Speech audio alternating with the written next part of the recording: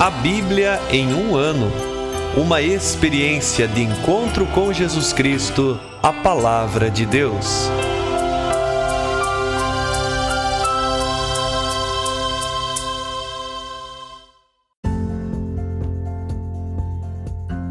Olá, eu sou o Alesiandro, seminarista da Diocese de Ponta Grossa, Paraná.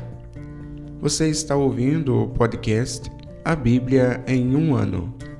Usando um plano de leitura cronológico, vamos ler a Bíblia inteira em 365 dias, descobrindo como a história da salvação se desdobra e se atualiza em nossas próprias vidas e na vida da Igreja.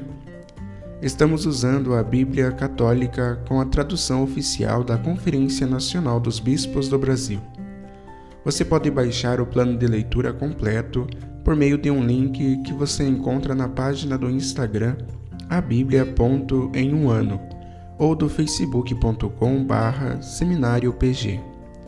Inscreva-se nesse podcast por meio da plataforma que preferir para receber as notificações diárias dos novos episódios.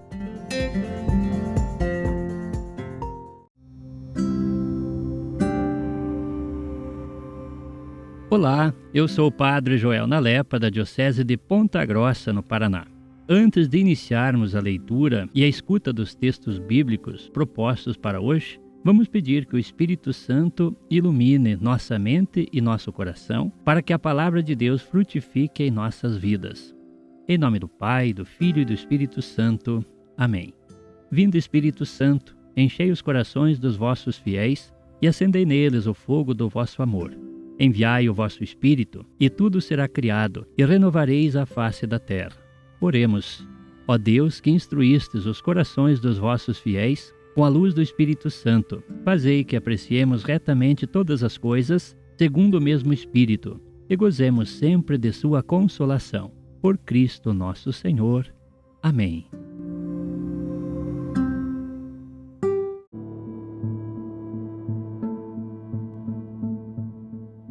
Estamos no dia 274 e nós leremos hoje o livro de Neemias, capítulo 4 e 5. Também começaremos o livro de Esther, lendo os capítulos 1 e 2. E também leremos Provérbios, capítulo 20, versículos do 26 ao 30. Neemias, capítulo 4.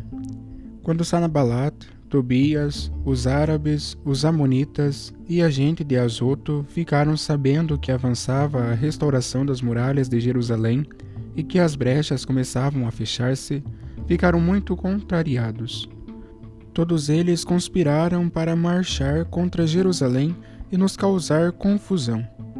Mas rezamos a Deus e colocamos sentinelas, dia e noite, para proteger-nos deles. E em Judá se dizia: falta força ao que carrega, há escombros por demais. Não conseguiremos reconstruir a muralha. E nossos adversários diziam: sem que eles percebam ou vejam, chegaremos de repente no meio deles, os mataremos e suspenderemos a obra. Mas os judeus que moravam perto deles vieram umas 10 vezes informar-nos: de todos os lados para onde vos voltardes, estão vindo contra nós. Coloquei gente nas partes mais baixas do muro e nos pontos descobertos, e organizei o povo por clãs, todos com espadas, lanças e arcos. Olhei e fui dizer aos nobres, aos conselheiros e ao povo em geral: não precisais ter medo deles. Lembrai-vos do Senhor, que é grande e temível, e lutai por vossos irmãos, vossos filhos, vossas filhas e vossas casas. Quando os inimigos perceberam que tínhamos sido informados e que Deus tinha estragado os planos deles, voltamos todos à muralha, cada um para a sua tarefa. Mas desde aquele dia, metade dos ajudantes trabalhava na construção, e a outra metade estava pronta com lanças, escudos, arcos e armaduras. E os chefes estavam atrás da comunidade de Judá. Os construtores da muralha e os carregadores executavam com uma das mãos o trabalho e com a outra seguravam a arma. Os construtores tinham cada um a espada presa à cintura enquanto estavam construindo. Eu tinha a meu lado aquele que tocava o chofar para o alerta.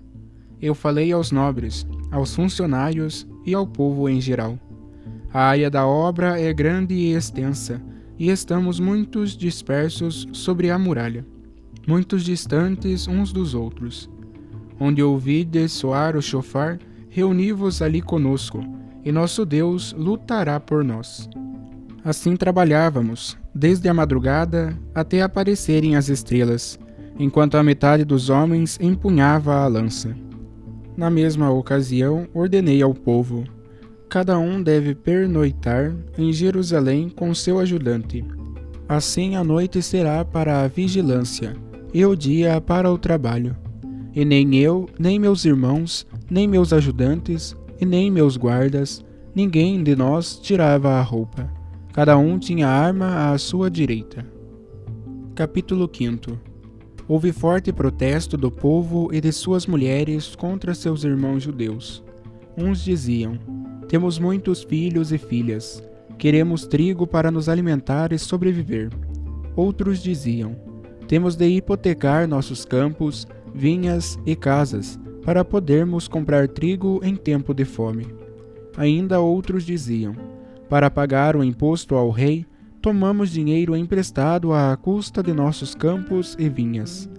Ora, nós e aqueles nossos irmãos somos todos da mesma carne, e nossos filhos valem tanto como os filhos deles. Entretanto, somos obrigados a entregar nossos filhos e filhas à humilhação como escravos. Diversas de nossas filhas já foram humilhadas na escravidão, e não temos recursos, pois nossos campos e nossas vinhas pertencem a outros. Fiquei muito irritado ao ouvir esses protestos e relatos. Refleti no meu coração e depois censurei os nobres e os magistrados. Cada um de vós está extorquindo juros dos próprios irmãos. E convoquei contra eles uma grande assembleia, na qual lhes falei assim: nós resgatamos na medida do possível os nossos irmãos judeus que foram vendidos aos estrangeiros. Porventura, quereis agora vender os vossos irmãos para que sejam revendidos a nós? Eles ficaram calados e não encontraram resposta. Eu continuei: não está certo o que fazeis. Acaso não deveríeis andar no temor de nosso Deus, livres das críticas das nações, nossos inimigos? Também eu, meus irmãos e meus ajudantes, emprestamos dinheiro e trigo. Abandonemos agora essa usura. A partir de hoje, devolverei-lhes seus campos e vinhas, olivais e casas.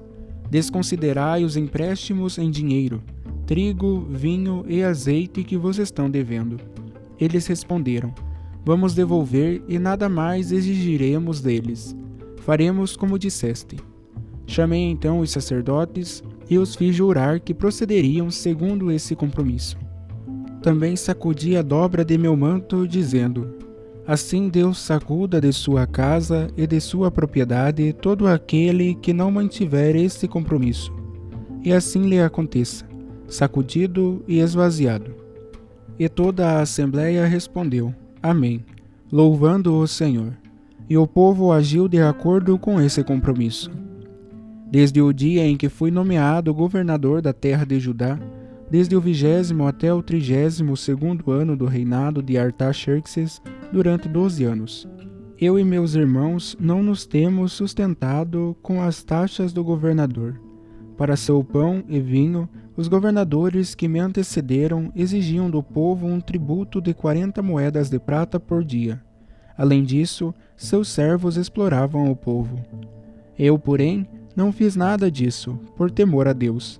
Trabalhei no restauro desta muralha, sem adquirir nenhum terreno, e todos os meus ajudantes estavam lá reunidos para trabalhar. Eu tinha à minha mesa umas 150 pessoas, entre judeus e funcionários, mais os estrangeiros da vizinhança que vinham visitar-me. Todos os dias eram preparados um boi, 6 ovelhas escolhidas e aves, tudo por minha conta. E de 10 em 10 dias eram fornecidos diversos vinhos, em abundância. No entanto, não exigi as taxas que me cabiam como governador, porque o trabalho pesava demais sobre o povo. Ó meu Deus, recorda em meu favor tudo o que fiz por este povo.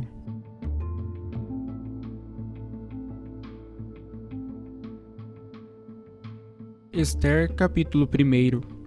No segundo ano do reinado de Artaxerxes, o grande rei, no primeiro dia do mês de Nisã, Mardoqueu, filho de Jair, filho do Semei, filho de Cis, da tribo de Benjamim, homem importante que servia na corte real, teve um sonho.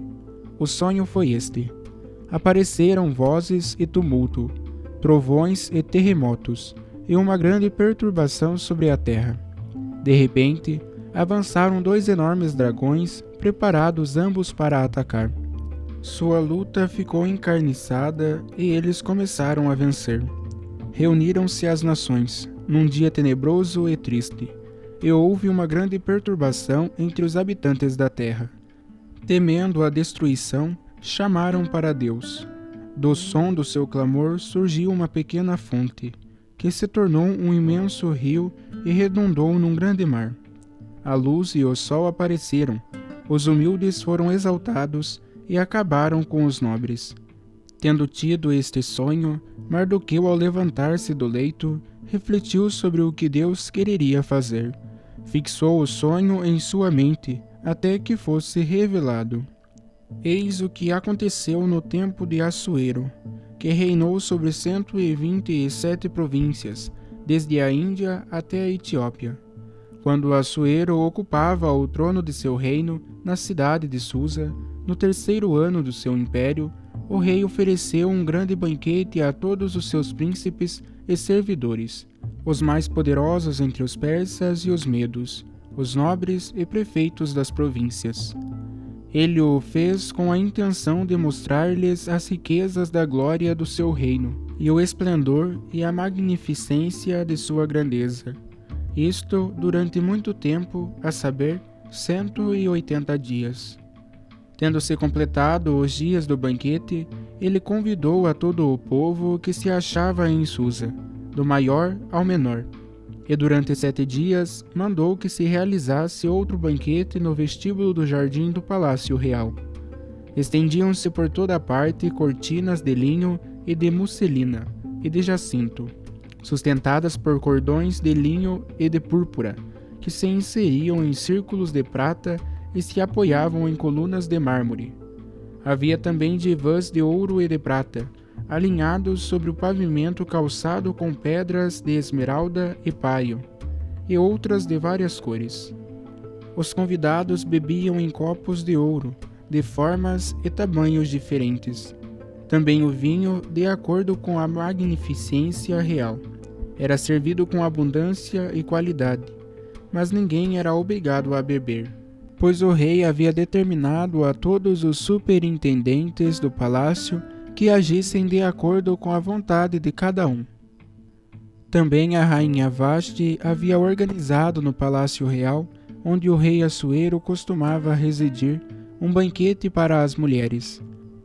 No 7º dia, o rei, bastante alegre por causa do vinho, deu ordem aos 7 eunucos que o serviam: Maumá, Bazata, Arbona, Bagata, Abgata, Zetar e Carcas, que introduzissem em sua presença a rainha Vashti, coroada com o diadema real. Assuero queria exibir, diante de todos os povos e príncipes, a beleza da rainha. De fato, era muito linda, mas ela recusou-se a comparecer, apesar da ordem do rei que lhe fora transmitida pelos eunucos.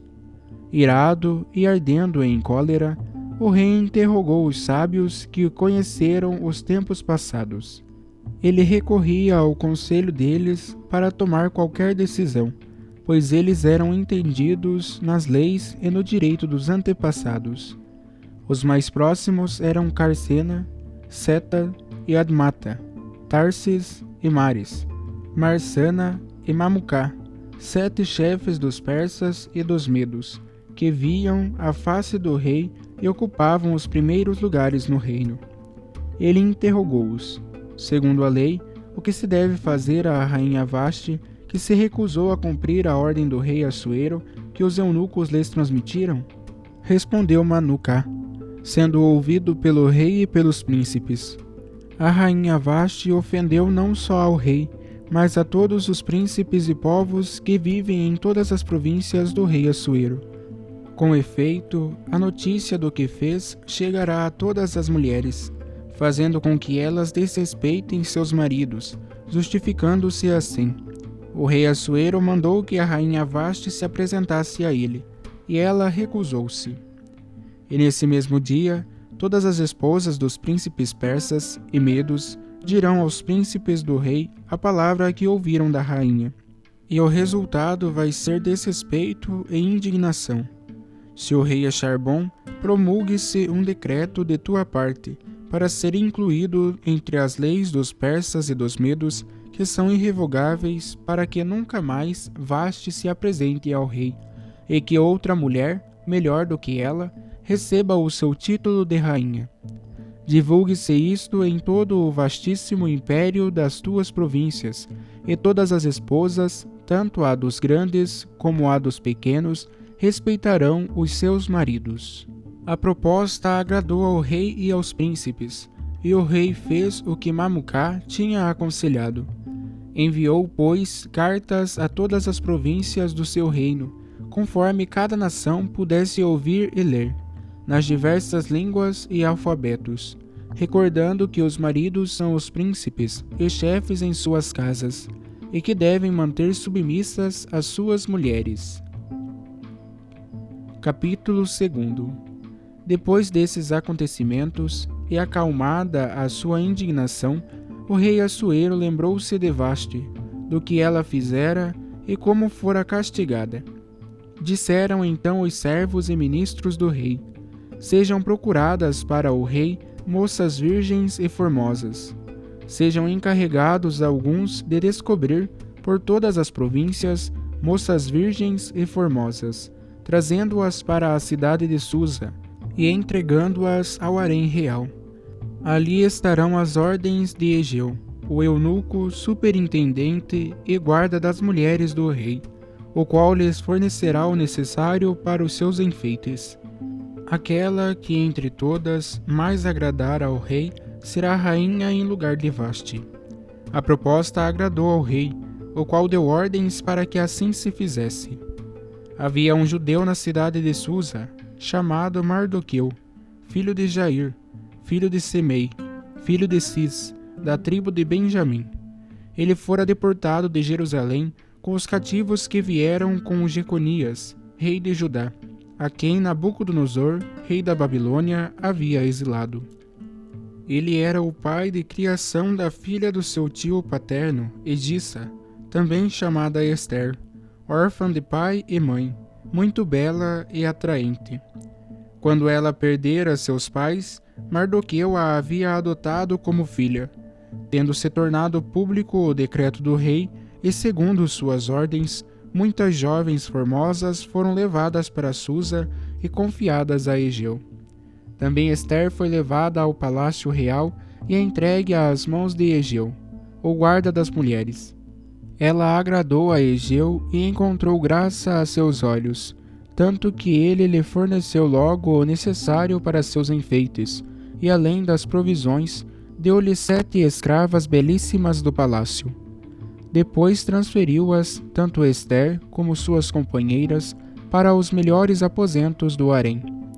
Ester não o informara sobre o seu povo e sua parentela, pois Mardoqueu a instruíra para que nada dissesse a respeito.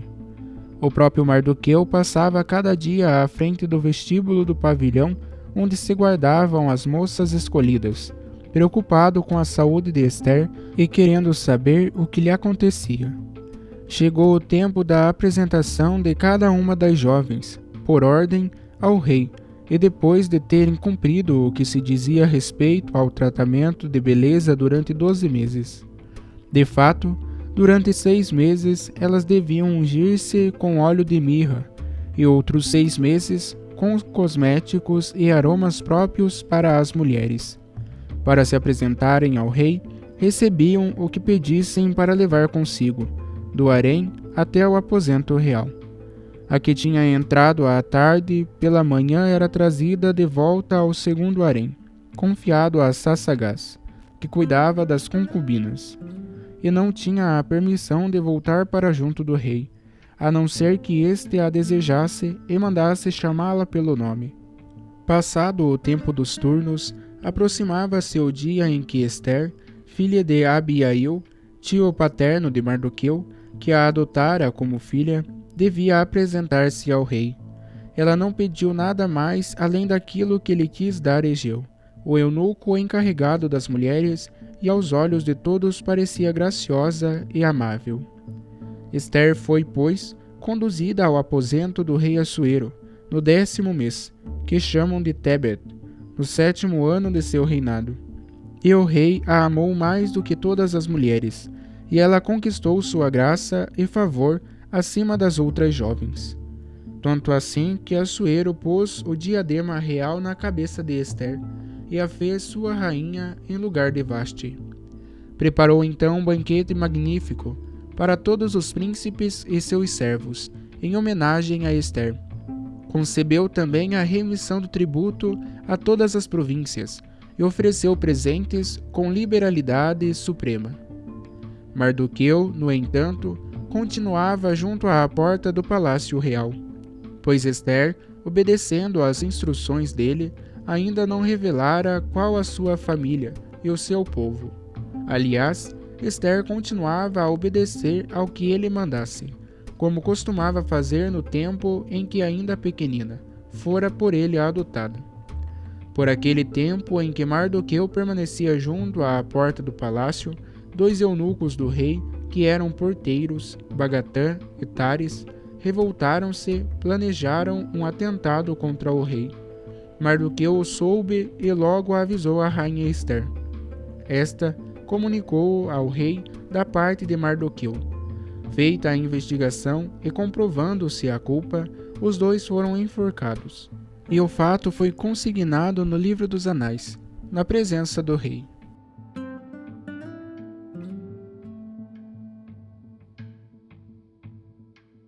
Provérbios capítulo 20, versículo 26. O rei sábio peneira os ímpios e faz passar sobre eles a roda.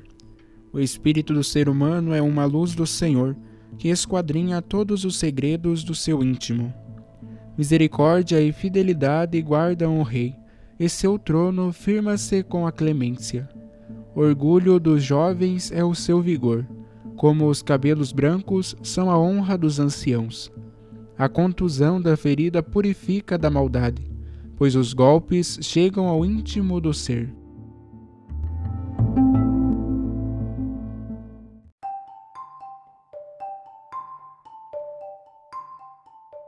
Meu nome é Lúcia Coimbra, sou leiga e pertenço à Diocese de Ponta Grossa, Paraná. A leitura de Neemias hoje nos ajuda a refletir sobre a reconstrução das muralhas de Jerusalém. À medida que vão fechando as brechas e subindo as muralhas, aqueles que são contrários à reconstrução aparecem fazendo críticas com atitudes de desprezo e ameaças, causando muita confusão. Neemias, no entanto, permanece firme e exorta a todos a não se deixarem levar pelo medo. Neemias sugere: lembrai-vos do Senhor e lutai por vossos irmãos, filhos e filhas. Lutai por vossas casas. E nós, quantas vezes somos surpreendidos por palavras, acontecimentos, críticas, atitudes de pessoas que ameaçam nossa fé, causando desesperança e confusão em nossas vidas. Aprendamos com Neemias. Não devemos ser dominados pelo medo. Permaneçamos com os olhos fixos no Senhor. Lembremos de nosso próximo, que se beneficiará com a nossa atitude forte e perseverante. Essa atitude de força e perseverança que se apresenta em Esther, essa mulher que as leituras nos mostram hoje. Esther é uma das mulheres de valor na Bíblia, conforme o comentário de destaque do livro de Esther. Esther é também descrita como uma mulher elegante e usa de sua elegância para defender seu povo. Em sua elegância, Esther se apresenta como uma mulher forte, inteligente, age com coragem e generosidade. Esther é filha adotiva de Mardoqueu, um judeu deportado de Jerusalém.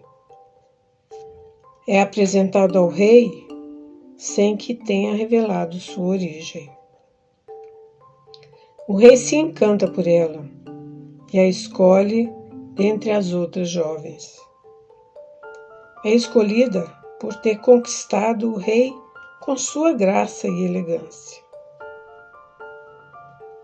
Várias jovens foram apresentadas ao rei para assumirem o lugar de Vasti, que perdeu o direito de receber a coroa real, pois desobedeceu ao pedido do rei para comparecer-se diante dele, conforme os costumes da época. A atitude de Vasti foi considerada mau exemplo para outras jovens e mulheres da época. Esther conquista a graça do rei e recebe o diadema real, se tornando rainha em lugar de Vasti.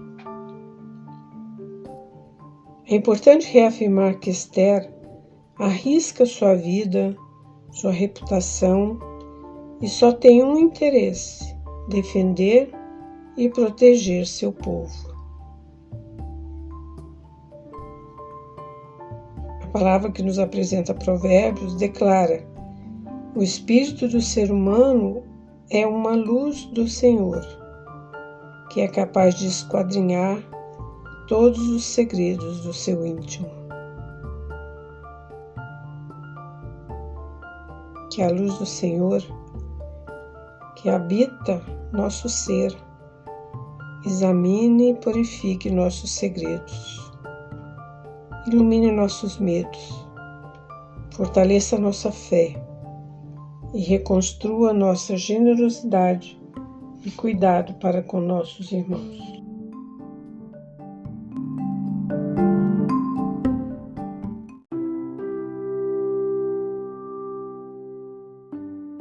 Querido irmão, querida irmã, após a leitura e a meditação da Palavra de Deus contida na Sagrada Escritura, peçamos que o Espírito Santo inspire as nossas ações a partir do mistério de Jesus Cristo, o Verbo encarnado.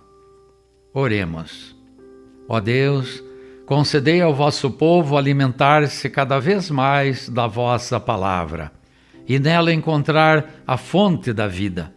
Por nosso Senhor Jesus Cristo, vosso Filho, na unidade do Espírito Santo. Amém. Quem vos fala é Dom Sérgio, bispo da Diocese de Ponta Grossa, no Paraná. Que desça sobre vós a bênção de Deus Todo-Poderoso, Pai e Filho e Espírito Santo. Amém.